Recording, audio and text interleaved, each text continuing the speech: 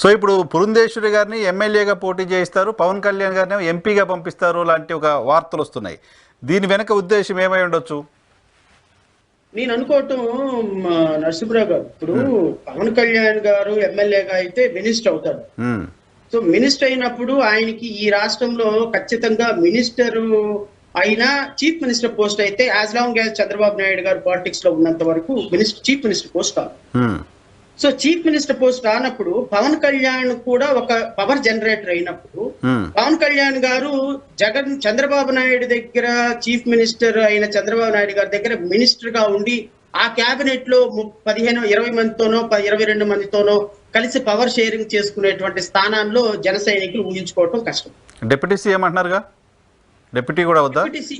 Probably deputy CM అయినప్పటికీ కూడా deputy CM ఏముందండి, 5 వేలకి ఇంకొక 6 వేలు అంతేలేనా, మీకు తెలియదు ఏముంది డిప్యూటీ సీఎం పోస్ట్ వాల్యూ ఏంటింది.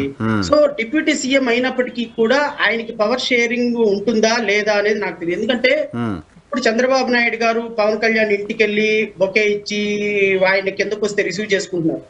ఒక్కసారి ముఖ్యమంత్రి అయిన మరుక్షణం చంద్రబాబు నాయుడు గారి యాటిట్యూడ్ డిఫరెంట్ గా ఉంటుంది. పవన్ కళ్యాణ్ గారు వస్తున్నారు అంటే ఇప్పుడు కుదరదు, తర్వాత రమ్మని చెప్పండి అంటాడు. ఇది ఎక్స్పీరియన్స్ ఉంది పవన్ కళ్యాణ్ గారికి కూడా. తెలుగుదేశం పార్టీ నాయకులు చాలా మందికి ఎక్స్పీరియన్స్ ఉంది. అది 2014 నుంచి 2000 అతను విభేదించిన తర్వాత ఎక్స్పీరియన్స్ ఏందో తెలుసా.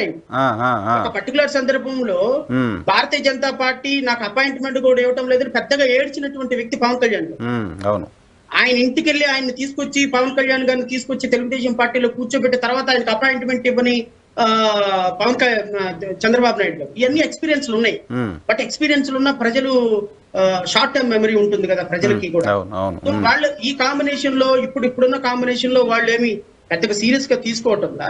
సో నాకు తెలిసి రేపొద్దున పవన్ కళ్యాణ్ గారు ఎమ్మెల్యేగా మినిస్టర్ అయ్యి ఈ పార్టీలో ఆంధ్రప్రదేశ్ రాష్ట్రంలో చీఫ్ మినిస్టర్ దగ్గర ఎస్ బాస్ అని ఇప్పుడు ఎంత కాదనుకున్నా ఒక minister is responsible, he is reporting to chief minister obviously because he is being head of the state. Normal గా పవన్ కళ్యాణ్ కంటే చంద్రబాబు నాయుడు గారు పెద్ద పొజిషన్ లో ఉన్నట్టే కదా చీఫ్ మినిస్టర్ గా. అంతేగా ఎప్పుడు కేబినెట్ పిలిచేవాడు అప్పుడు పరిగెత్తుకుంటూ రావాల్సిన పరిస్థితుల్లో నేను అనుకుంటాం ఏంటంటే పవన్ కళ్యాణ్ గారు మినిస్టర్ కాకుండా ఆయన ఎంపీగా పోటీ చేసి భారతీయ జనతా పార్టీలో రేపు కేంద్ర మంత్రిగా అయ్యే అవకాశం ఉంటుందేమో అని నేను అనుకుంటున్నాను. కేంద్ర మంత్రి అయ్యి ఈ తెలుగుదేశం పార్టీ ఎప్పుడైతే ఇక్కడ ఆరిపోతుందో, ఎప్పుడైతే ఇక్కడ తెలుగుదేశం పార్టీని Bharatiya Janata party game plan లో భాగంగా కింద పడుకోబెడుతుందో అప్పుడు ముఖ్యమంత్రిగా కేంద్ర మంత్రిగా ఉన్న పవన్ కళ్యాణ్ ఎంటర్ అయ్యే అవకాశం ఉంది.